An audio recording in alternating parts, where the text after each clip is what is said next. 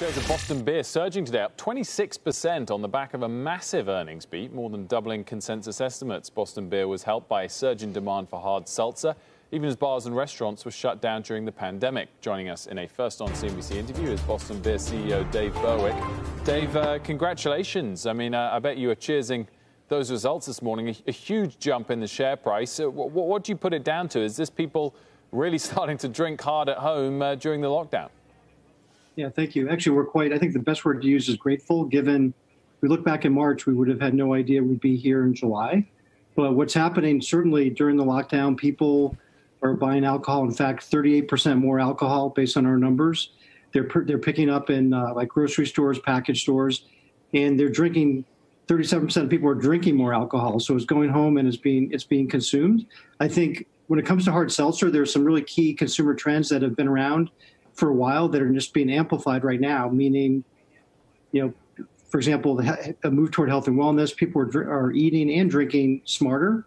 They're looking for a lot of variety in terms of flavors, formats, how they experience their beers, and they're willing to premiumize. People are actually not, millennials, say 21 to 35-year-olds today, are not drinking as much as the people that came before them, but they're drinking better. And when you look at those trends of health and wellness, variety seeking, premiumization, it all supports the growth of this hard seltzer category. And that obviously, Dave, is more at-home sales. What about restaurants and bars? What themes are you seeing there? Yeah, well, what happened, basically, unfortunately, it seems to be 2 steps forward, 1 step back. At best, things went to zero, like actually less than zero in April and May, started to come back a little bit in June, arguably maybe, say, 30 to 40% of what the business was before. I think, fortunately for us, we are heavily weighted outside of restaurants and bars. So, and the brands that are growing, like Truly, which is our hard seltzer, and a product called Twisted Tea, we're also weighted toward what we call the off-premise, meaning grocery stores, et cetera. So, it's unfortunate. The most unfortunate thing really is what's happening to jobs in that channel, and that's restaurants and bars where we got started. So we're doing everything we can to help our customers there. But for now, it's just until the country is fully opened, it's going to be a very slow climb back out of it. What's your risk, Dave, of supply chain disruption, whether it's sourcing cans or other COVID-related issues with getting the stuff onto the shelves or out to consumers? Yeah, it's been a risk from the beginning. Honestly, I think we've been very fortunate to manage through it.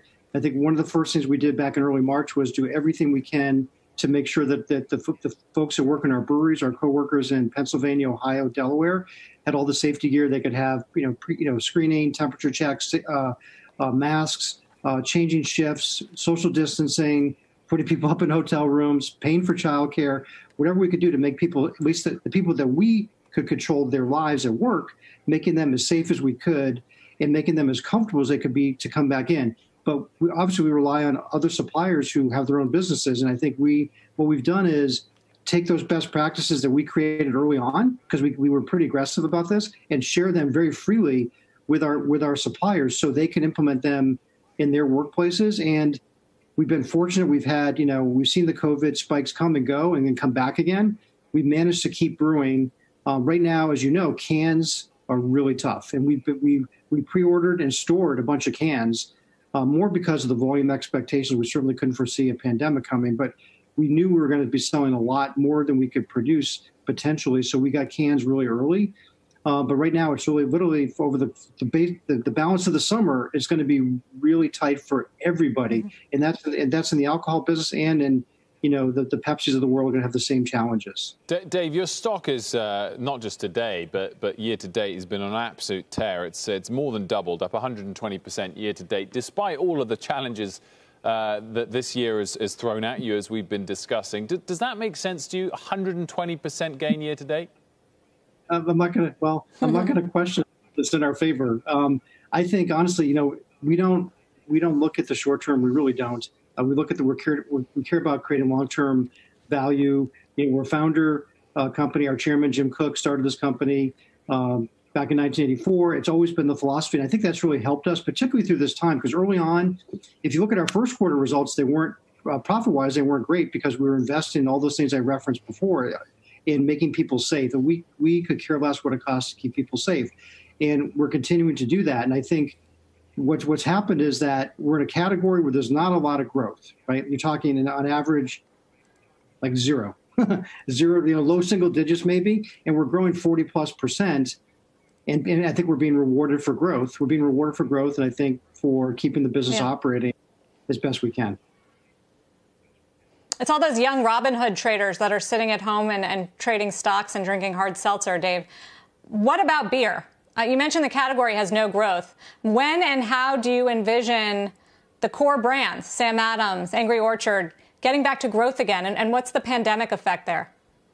Yeah, it's funny. It's kind of, the pandemic effect has been interesting because it's really supported core brands. Consumers, when they're shopping less frequently, but when they go into let's say a grocery store, they're buying a lot more, and they're going in and they're getting out as quickly as they can. I think all of us can identify with that.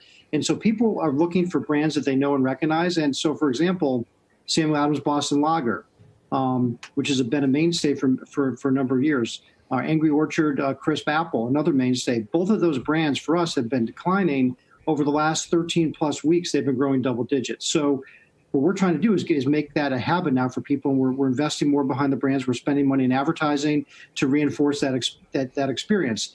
Longer term, like for beer, we're trying a lot of different things, from innovation to rebranding, new ad campaigns. We're making progress. What's happened, though, there's this fundamental shift right now that hasn't happened in the beer category since light beer was launched in the late 70s, which is really called hard seltzer. And millennials have adopted hard seltzer as their drink of choice.